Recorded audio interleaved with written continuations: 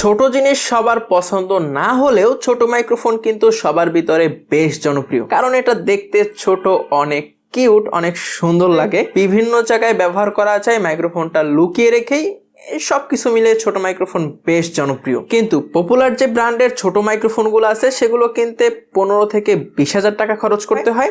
Technical ইস্যুর কারণে সবাই সেগুলোকে অ্যাফোর্ড করতে পারে না, আমিও পারি না। তো আমি সহ অনেকেরই পছন্দের ব্র্যান্ড, যাদের জিনিসপত্র কিনতে খুব একটা টেকনিক্যাল সমস্যায় পড়তে হয় না। হ্যাঁ, আমি বলতেছিলাম উলানজির কথা। তো উলানজি নিয়ে এসেছে নতুন একটা মাইক্রোফোন, সেটা হলো উলানজি A21। এই মাইক্রোফোনটাও সেই পপুলার মাইক্রোফোনগুলোর মতোই খুবই ছোট, খুবই কিউট। তো আপনি সেই মাইক্রোফোনগুলো কিনে অনেক টাকা খরচ না করে এই মাইক্রোফোনটা তার 3 ভাগের 1 ভাগ দামে কিনবেন কিনা, এই মাইক্রোফোনটার ভিতরে কি কি আছে, এই মাইক্রোফোনটা কেমন, এটার সাউন্ড কোয়ালিটি ইনডোর এবং আউটডোরে কোথায় কিরকম সবকিছু জেনে যাব। কিন্তু তার আগে চলুন দেখি বক্সের ভিতরে কি কি দিয়েছে, কারণ এই মাইক্রোফোনটির বক্সের ভিতরে অনেক ইন্টারেস্টিং জিনিস পাবো বলে মনে করতেছি। তো চলুন আনবক্সিংটা করেই ফেলি। প্রথমেই আছে ইউজার ম্যানুয়াল, বেশ বড় সড়ই।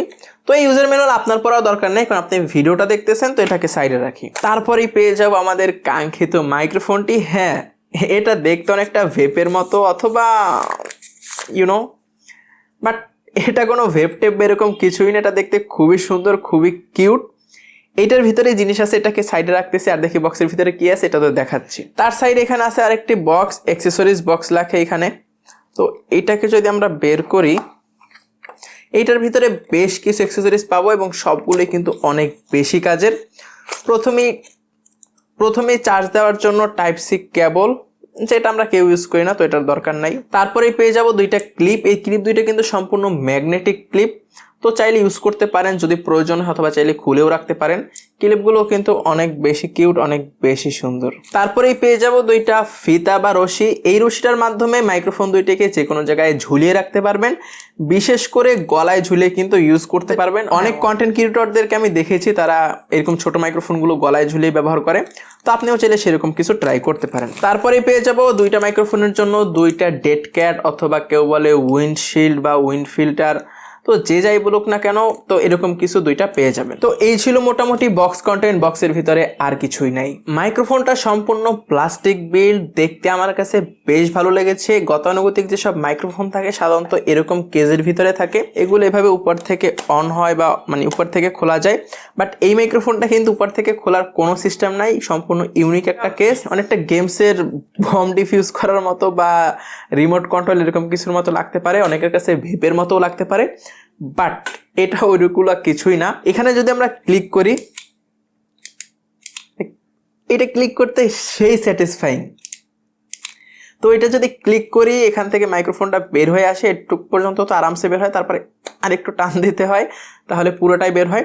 এখানে প্রথমে আসছে একটা রিসিভার, এটা টাইপ সি রিসিভার। আপনি লাইটনিং পোর্টও পেয়ে যাবেন। যারা টেকনিক্যাল ইস্যুর কারণে আইফোনের লেটেস্ট ভার্সনগুলো ব্যবহার করতে পারতেছেন না আমার মতো, তারা লাইটনিং পোর্টগুলো নিতে পারেন, অথবা আপনি চাইলে টাইপ সিও নিতে পারেন, আপনার যেটা প্রয়োজন। আর ভিতরে পেয়ে যাব দুইটা ট্রান্সমিটার ইউনিট। তো এই ট্রান্সমিটার ইউনিটে কিন্তু ভাই দেখেন খুবই ছোট, লিটারালি অনেক ছোট, একটা পয়সার মতো, খুবই ছোট। আমার হাতের আঙ্গুলের মাথায় যদি আমি রাখি, জাস্ট অনেক ছোট। আশা করি বুঝতে পারতেছেন যে কটুক। এবং এটার পিছনে একটি ম্যাগনেট পেয়ে যাবেন, ম্যাগনেটটাও খুবই সুন্দর। এখানে একটি হোল আছে, এই যে রশিটার কথা মনে আছে, ওই রশিটাই হোলে ব্যবহার করতে পারবেন। আর এই মাইক্রোফোনটা ডিরেক্ট আপনি কোনো কাপড়ে লাগিয়ে এই ম্যাগনেটটার মাধ্যমে ব্যবহার করতে পারবেন, অথবা আপনি যদি চান ক্লিপ ব্যবহার করবেন, তাহলে এখানে কিন্তু ম্যাগনেটিক ক্লিপও দেওয়া আছে। এইভাবে ম্যাগনেটিক ক্লিপগুলো আপনি খুব সুন্দর করে লাগিয়ে এই যে কোনো কাপড়ে কিন্তু এটাকে ব্যবহার করতে পারবেন। খুবই ইজি, খুবই সিম্পল। তো সম্পূর্ণ মাইক্রোফোনটা প্লাস্টিক বিল্ডের হলেও বিল কোয়ালিটি যথেষ্ট ভালো লেগেছে। আমার কাছে একদমই চিপ বা সস্তা ফিল আসতেছে না। ডিজাইন এবং ফিনিশিং আমার কাছে অনেক ভালো লেগেছে। বিশেষ করে এটা যখন ক্লিক করে বের করে, এটা খুবই স্যাটিসফাইং। আমি তো কলমের মতো বারবার ক্লিক করতেছিলাম। আর এই মাইক্রোফোনটিতে একটি মাত্র বাটন দেওয়া আছে, এই বাটনের মাধ্যমে 2-3টা মোড কন্ট্রোল করা যায়। আপনি যদি মাইক্রোফোনটা ফার্স্টে অন করেন, সবুজ বাতিটা কন্টিনিউয়াসলি জ্বলতে থাকবে। সবুজ বাতিটা কন্টিনিউয়াসলি জ্বলা মানে মাইক্রোফোনটা ডিফল্ট মোডে আছে, আর ডিফল্ট মোডে কিন্তু নয়েজ রিডাকশন মোডটা অন করাই থাকে। এবং আপনি যদি একটা ক্লিক করেন, সবুজ বাতিটা নিভে যাবে, এর মানে মাইক্রোফোন থেকে সম্পূর্ণ র বা অরিজিনাল যে সাউন্ড সেটা পাবেন, কোনো রকমের নয়েজ রিডাকশন হবে না। এবং 3 নাম্বার যদি ক্লিক করেন, তাহলে ইকো মোড চালু হয়ে যাবে, এবং 4 নাম্বার ক্লিক করলে রেড লাইট জ্বলবে, এবং মাইক্রোফোনটা সম্পূর্ণ মিউট হয়ে যাবে, আবার যদি ক্লিক করেন আবার ডিফল্ট মোডে চলে আসবে। তো কেউ যদি চান নয়েজ রিডাকশন বাই ডিফল্ট ভাবে ইউজ করবেন, সেক্ষেত্রে জাস্ট মাইক্রোফোনটা অন করলেই হবে। আর কেউ যদি চান নয়েজ রিডাকশন একদম ব্যবহার করবে না, সেক্ষেত্রে একটা ক্লিক করে নেবেন, তাহলে সবুজ বাতিটা নিভে যাবে। রিসিভার ইউনিটটা যদি দেখি, রিসিভার ইউনিটেও একটা বাটন দেওয়া আছে, আর উপরে 3টা এলইডি লাইট দেওয়া আছে।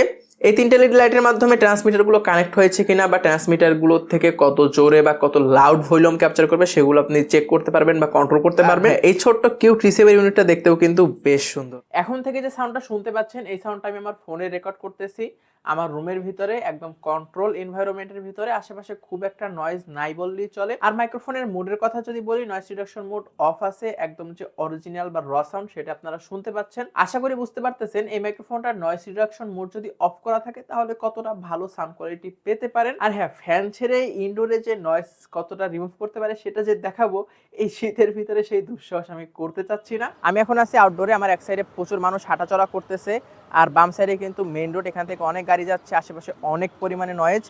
তো এরকম একটা আউটডোর পরিবেশে যদি এই মাইক্রোফোন থেকে আপনি সাউন্ড রেকর্ড করেন, আশা করি বুঝতে পারতেছেন যে কীরকম আউটপুট পাবেন। এবং এই মাইক্রোফোনে কিন্তু বর্তমানে কোনো ধরনের নয়েজ রিডাকশন মোড অন করা নাই, একদম র যে সাউন্ডটা বা অরিজিনাল যে সাউন্ডটা সেটা কিন্তু শুনতে পাচ্ছেন। তো এখন থেকে যে সাউন্ডটা শুনতে পাচ্ছেন, এখন কিন্তু নয়েজ রিডাকশন মোডটা অন আছে। তবে এই মাইক্রোফোনের নয়েজ রিডাকশনের লেভেলগুলো চেঞ্জ করা যায় না, একটা মাত্র নয়েজ রিডাকশনের লেভেল। তো এখন নয়েজ রিডাকশনটা অন আছে, এখানে কিন্তু গ্রিন লাইটও জ্বলতেছে। এবং আমি সেম লোকেশনে আছি, বাইরে প্রচুর পরিমাণে নয়েজ, এক সাইডে মানুষের নয়েজ, এক সাইডে গাড়ির নয়েজ। আশা করি বুঝতে পারতেছেন এরকম একটা কন্ডিশনে এই মাইক্রোফোন থেকে কতটা ভালো আপনি আউটপুট পেতে পারেন। তবে হ্যাঁ, বাজেট অনুযায়ী মাইক্রোফোনটা আমার কাছে বেশ ভালো লেগেছে, এর সাউন্ড কোয়ালিটি ছিল যথেষ্ট ভালো। উলানজিস যদি অন্য সব মাইক্রোফোনের সাথে এই সেম বাজেট রেঞ্জে আপনি কম্পেয়ার করতে চান, এই মাইক্রোফোনটা অবশ্যই টপ প্রায়োরিটিতে থাকবে। বিশেষ করে এর ডিজাইন, এর আউটলুকিং অনেক বেশি সুন্দর। এই মাইক্রোফোনটা ছোট এবং কিউট এবং ম্যাগনেটিক হওয়ার কারণে আপনি যদি কোনো কিছুর ক্লোজ শট নিতে যান অথবা বিরল নিতে যান, সেক্ষেত্রে কিন্তু মাইক্রোফোনটা বিভিন্ন জায়গায় লুকিয়ে রেখেও সাউন্ড রেকর্ড করতে পারবেন না বা সেই সাউন্ডগুলো ক্যাপচার করতে পারবেন। তো এটা অবশ্যই একটা প্লাস পয়েন্ট বলবো। আর আপনি যদি বাইরে আউটডোরে ভ্লগ করেন, সেক্ষেত্রেও অনেক বেশি সুবিধা পাবেন।